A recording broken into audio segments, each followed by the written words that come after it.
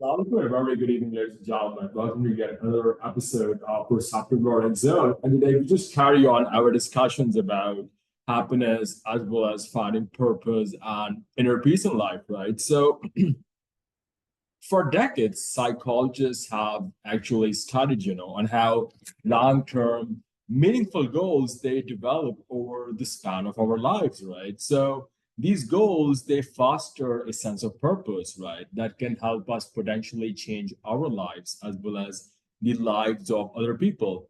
Be it launching an organization or researching disease or teaching a kid how to read. So, a sense of purpose, it appears to have evolved in human beings so that we can accomplish big things together, which may be why we can say it is associated with better mental as well as physical health. So, purpose is, folks, it is adaptive, I would say, but in a very evolutionary sense. It helps both individuals as well as the species to survive. And many seem to believe that purpose, it arises from your special gifts and it sort of sets you apart from other people. But that's only, I would say, one part of the story, right? Uh, Purpose also grows from your connection to other people, which is why a crisis of purpose is often a symptom of, I would say, isolation, right? So once you find your path, you will almost certainly find others who are traveling along with you, hoping to reach the same destination, a community.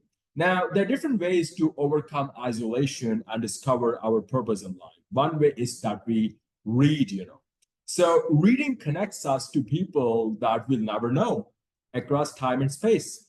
This is an experience that research says is linked to a sense of meaning and purpose. So, meaning and purpose are related, but they have separate social scientific constructs, right? So, purpose is a part of meaning. Meaning, on the other hand, is a much broader concept that usually also includes value, I must add. It includes efficacy, it includes self preservation, self worth, right? Now, in a 2010 paper, for example, Leslie Francis studied a group of nearly 26,000 teenagers throughout England as well as Wales, right?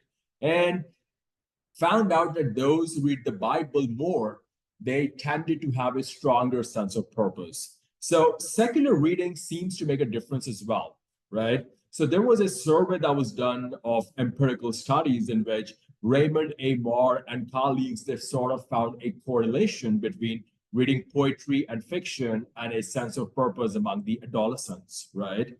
So, reading fiction might possibly allow adolescents to reason about the whole lives of characters, give them, specific insight into an entire lifespan without having to have fully lived most of their own lives. By seeing purpose in the lives of other people, right? Teens are more likely to see it in their own lives. So, in this sense, I would add that purpose is an act of the imagination, right? Now, the writing of historian W.E.B. Du Bois, right, pushed the social justice activist Art McGee to embrace a specific vision of African American identity as well as liberation.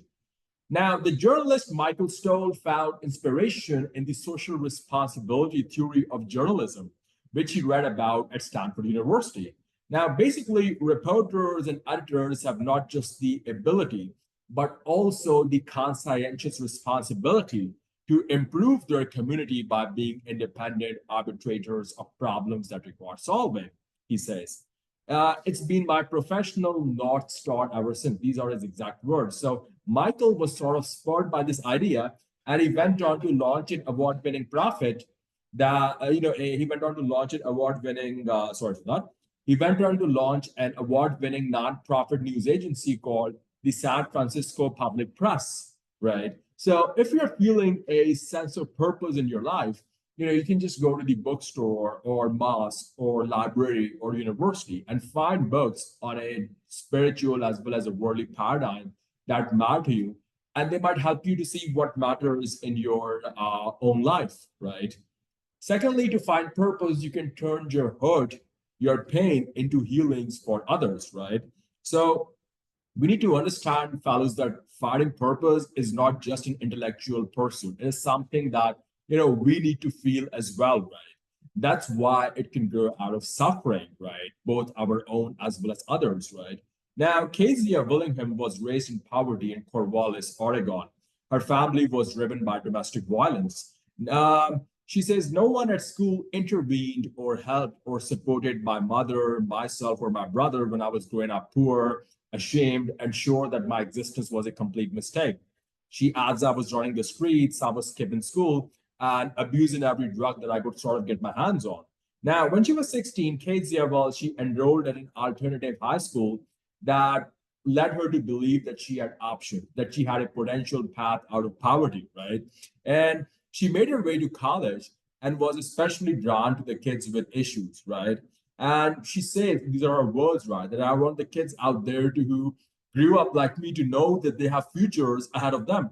I want them to know that they are smart, even if they may not meet state academic standards. I want them to know that they're just as good and valuable as any other human who happens to be born into more privileged circumstances, because they are. And there are so many messages telling them otherwise, right? So sometimes other person's pain can lead to purpose, right?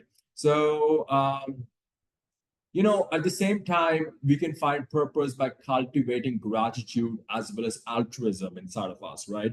Now, there are certain emotions and behaviors that promote health and well being, which can also foster a sense of purpose, specifically of uh, gratitude as well as altruism, right? Now, several studies conducted by the Greater Good Science Center's Dacher Kaltner have shown that the experience of awe, right? It makes us feel connected to something that is larger than ourselves. And therefore, it can provide the emotional foundation for a sense of purpose. Now, of course, all by itself won't give you a purpose in life. It's not enough to just feel like you're a small part of something big. You also need to feel driven to make a positive impact on the world. So that is where, ladies and gentlemen, gratitude and generosity come into play, right? And these are the words of psychologist Kendall Brown, who is a leading expert on purpose. He writes, it may seem counterintuitive to foster purpose by cultivating a grateful mindset, but it works, right? I mean, your small house is a dream of every homeless person. Your unappetizing meal is a dream of every hungry fellow, right? Your nagging job is a dream of every unemployed. Your overrated education is a dream of every illiterate, uninitiated, right? So, as per the research by William Damon and Robert Emmons, it was found that children and adults who are able to count the blessings that God Almighty has conferred upon them, they are much more likely to try to contribute to the world beyond themselves. Now, this is probably because if we can see how others make our world a better place, then we'll be more motivated to give something back. Here we arrive at, altruism. And there's little question at this point, I would say, that helping others is associated with a meaningful, purposeful life, right? You got to add value to other people's existence. If not, you got to start by adding value to your own people, right? So I would say, apart from that, listen to people, right? Make sure you listen as much as possible. So in one study, for example, it was found that people who engage in more altruistic behaviors like volunteering or donating money, they tend to have a greater sense of purpose in their lives. Now, interestingly, I would say that gratitude and altruism, they seem to work together to generate meaning and purpose. So in a second experiment, the researchers randomly assigned some participants to write letters of gratitude, and those people later reported a stronger sense of purpose. So there was more recent work done by Christina Carnes and colleagues that found out that altruism and gratitude, or you can say they are neurologically linked, right? So they activate the same reward circuits in the brain. So always listen to what other people, I must add, always listen to what other people appreciate about you, right?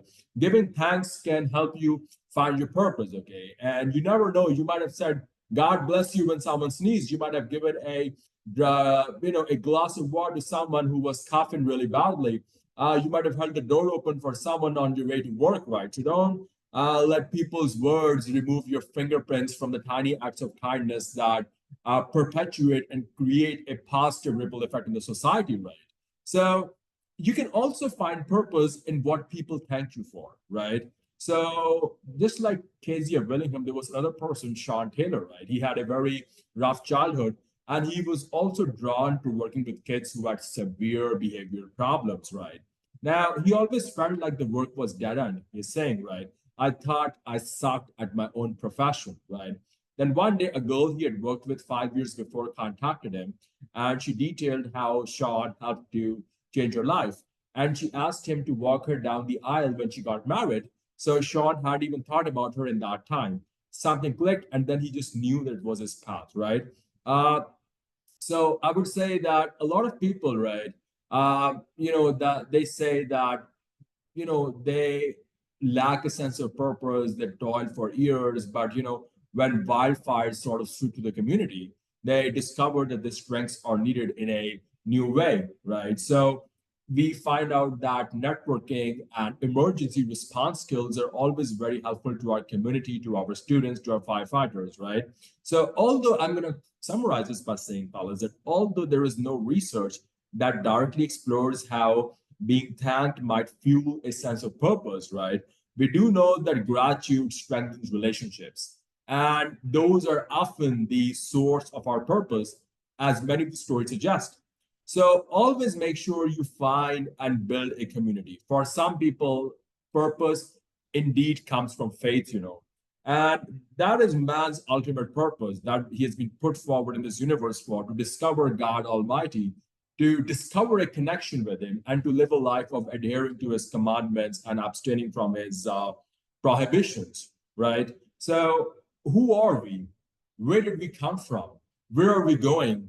What are we supposed to do here? So in the name of progress, modern man tried to find out the answers to these questions without involving or without any reference to God Almighty. But the answers that came back, they were not really interesting. They were not really very exhilarating, but they were rather dark and terrible, right? You are the accidental byproduct of nature. There is no reason for your existence, right?